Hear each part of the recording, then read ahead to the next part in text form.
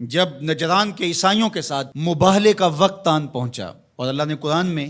اس منظر کو بیان کیا ہے، قُلْ تَعَالُوا نَدْعُ أَبْنَاءَنَا وَأَبْنَاءَكُمْ وَنِسَاءَنَا وَنِسَاءَكُمْ وَأَنفُسَنَا وَأَنفُسَكُمْ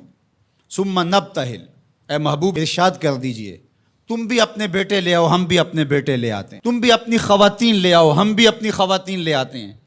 تم خود آ جاؤ اور ہم بھی خود آ جاتے ہیں، پھر ہم مباہلہ کرتے ہیں اور جھوٹوں پر اللہ کی لعنت کرتے ہیں۔ تو حضور علیہ السلام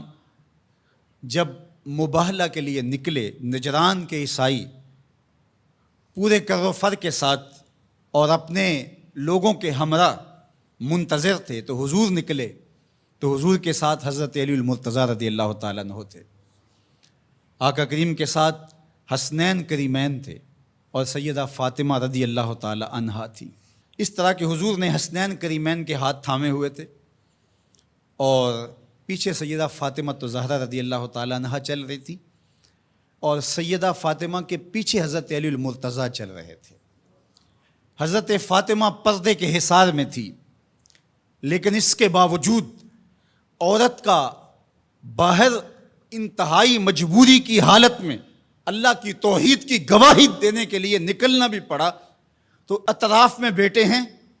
سامنے باپ ہے اور پیچھے شوہر ہے، اور ماحول مدینے کا ہے،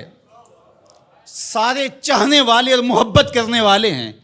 اور یہ شہزادی کونین وہ ہیں کہ اگر یہ گھر سے نکلیں تو کائنات کی آنکھیں خم ہو جائیں اور پلکوں پر پردے آ جائیں، لیکن اس کے باوجود جب نکلتے ہیں، بلکہ میں نے کہیں پڑھا کہ آپ کے قدموں کے نشان پر حضرت علی المرتضیٰ رضی اللہ تعالیٰ عنہ قدم رکھتے کہ قدموں کا نشان بھی باقی نہ بچے۔ عورت کو گھر سے نکلنے کے لیے یہ ایک ضابطہ دیا کہ بامر مجبوری عورت کو گھر سے نکلنا بھی پڑے تو اس کو اپنے محرم کے ساتھ کس احتیاط سے نکلنا پڑے گا۔ اللہ اکبر! یہ ملکوتی قافلہ، یہ تقدس مآب قافلہ جو 5 نفوس پر مشتمل تھا، جس پر میرے حضور نے ارشاد فرمایا اللہم ہؤلاء اہلی، اللہ یہ ہیں میرے اہل، یہ ہیں میرے گھر والے۔ اللہ اکبر! میری کل کائنات یہ ہے، اور آج تیری توحید کی گواہی کے لیے، سچائی کی گواہی کے لیے، مباہلے کے لیے لے کر کے پیش ہو رہا ہوں۔ اللہ اکبر! اب جب مباہلے کا وقت آیا اور ان لوگوں کو دیکھا تو ان کا جو بڑا پادری تھا اس نے اپنے سارے پادریوں کو مخاطب کر کے کہا واللہ میں وہ چہرے دیکھ رہا ہوں، اگر یہ کہیں کہ یہ پہاڑ یہاں سے اٹھ کے ادھر ہو جائے تو سرک کے پہاڑ ادھر ہو جائے گا، اور اگر تم نے ان سے مباہلہ کر لیا تو میں یہ یقین رکھتا ہوں کہ کوئی عیسائی باقی نہیں رہے گا، اور اگر اپنی بقا چاہتے ہو تو پھر راستہ بدل لو، پتلی گلی سے نکل جاؤ۔ اور وہ بھاگ گئے، کیوں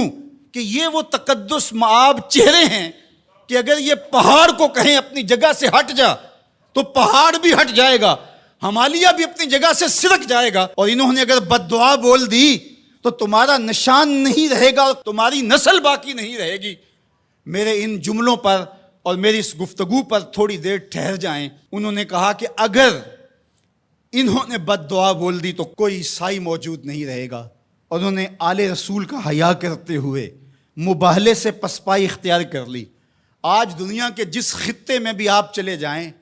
آپ کو جیسے بھی عیسائی ضرور ملیں گے، ان کا مذہب جس صورت میں بھی ہے بہرحال موجود ملے گا،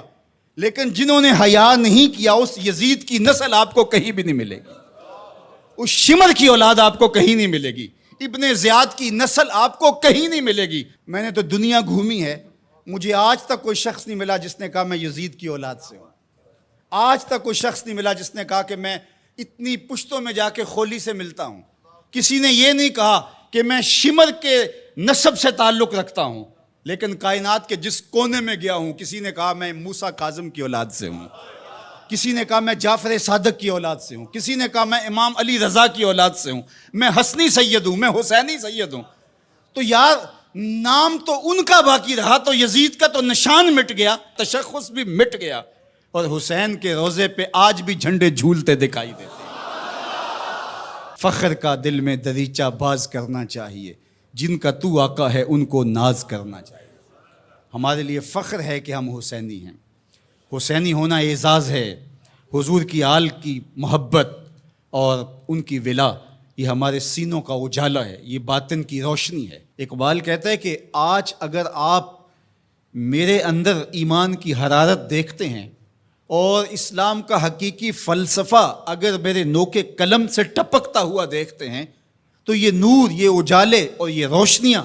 مجھے نصیب کس چوکھٹ سے ہوئی؟ از ولائے دودھ مانش زندہ ہم۔ میرے باطن کی حرارت اور توانائی کا سبب یہ ہے کہ میں حضور کی اولاد سے پیار کرتا ہوں۔ اللہ اکبر، در جہاں مثل گوہر تابندام، کہا کہ یہ عکس جمال